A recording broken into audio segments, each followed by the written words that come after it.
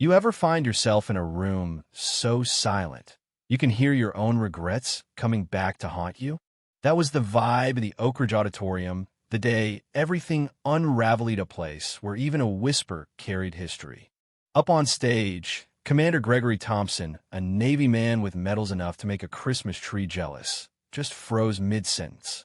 His gaze locked onto an old janitor mopping near the exit. Nobody special to the crowd, just another invisible man.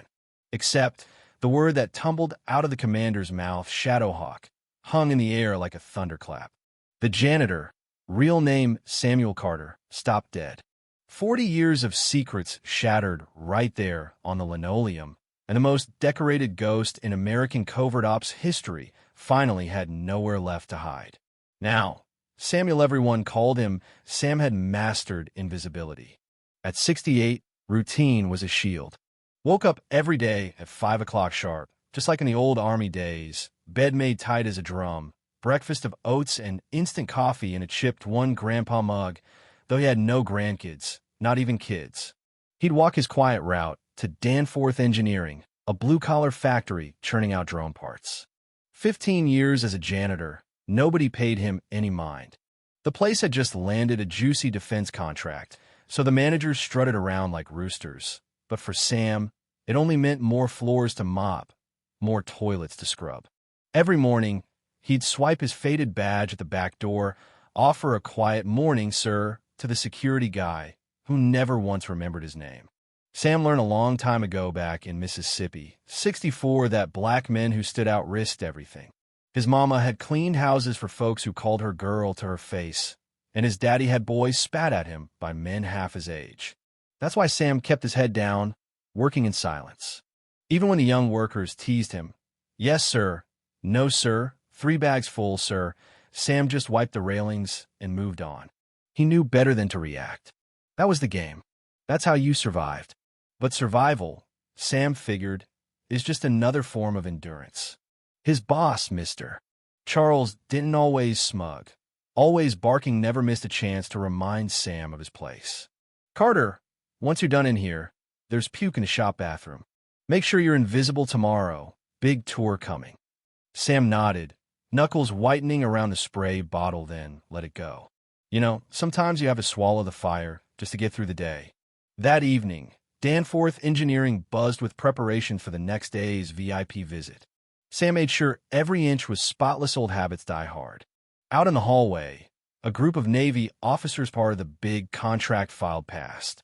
The tall one in dress blues, Commander Thompson, paused, his eyes narrowing at Sam for just a heartbeat too long.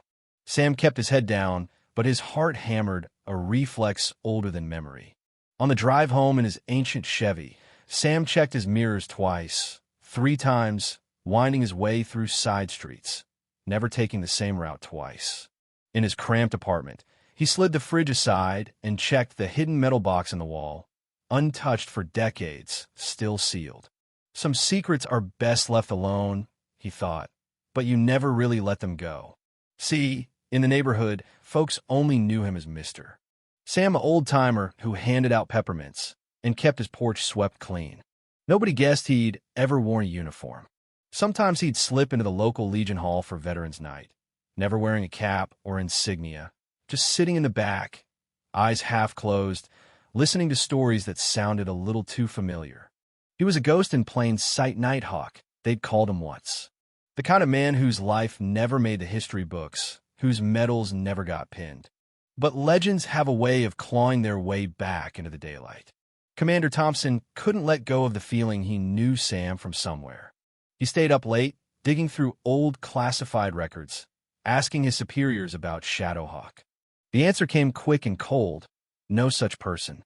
Forget it. But Thompson's dad, an old SEAL himself, had once whispered about a black operator so good the brass couldn't admit he existed. Some say he was just a story the old man had told him. Others say they buried his record because they couldn't handle the truth. Determined, Thompson started shadowing Sam, watching his routines the way he never sat with his back to the door, always checking exits, changing up his path home. Not your average janitor. By the end of the week, Sam shook the tail, Losing Thompson with a move that only comes from years of surviving places the maps didn't bother to name. Back at work, Denton chewed Sam out in front of everyone. You think rules don't apply to you? I got 3 younger guys waiting for your spot. Sam just nodded, apologizing, but Thompson saw something in that momentous switch flip in Sam's eyes, the kind of presence that makes men follow you into hell. Then, like a curtain, it dropped, and Sam became invisible again. Meanwhile, Thompson tried to go official, but got threatened with court-martial. And Samwell, the net was closing. An anonymous call, stay hidden, Shadowhawk. They're watching. Sam started seeing black sedans, men in sunglasses, the kind who look through you, not at you. He was tired of running. Maybe, just maybe, it was time for the truth to come out. The military appreciation event at Danforth Engineering was supposed to be another fake PR show. Denton made sure Sam stayed out of sight. But Jamal King, a young machinist who'd seen enough to know better, pulled Sam into the back of the auditorium, said, "You gotta hear this, Sam. Navy commander talking about black heroes in special ops." Up on stage, Thompson started telling the real story, the invisible men, the erased heroes. Then the twist points right at Sam. He's standing right there. Phones flashed, reporters surged, Denton freaked out. Jamal hustled Sam out a side door, but by the time Sam made it home, the story was viral. His hidden box? Gone. The last proof of his life, stolen.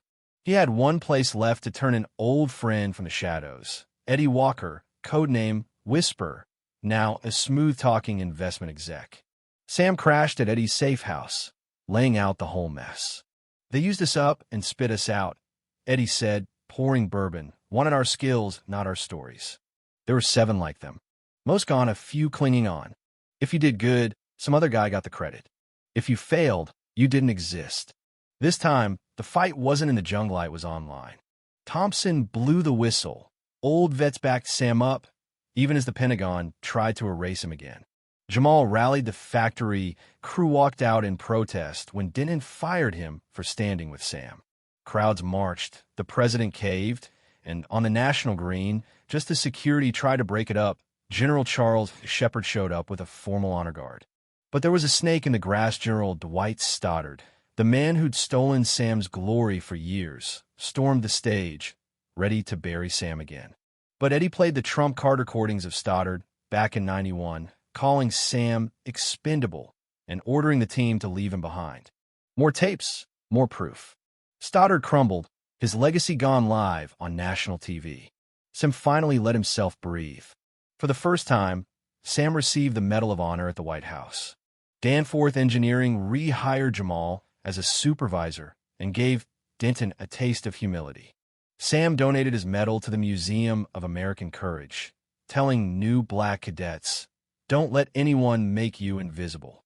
Not ever." Think about if though many people walk among us, their greatness hidden because the world isn't ready to see it. Sam's story shows you can't erase truth forever. Real courage is stepping into the light after decades in the shadows, refusing to let your life be written by someone else. So, what would you do if your biggest sacrifices were denied by the people who needed you most? Comment below. Do you believe justice is only justice when it comes on time? Or is it still justice even if it's late? Like, share, and tell us, what other forgotten heroes deserve to be seen at last?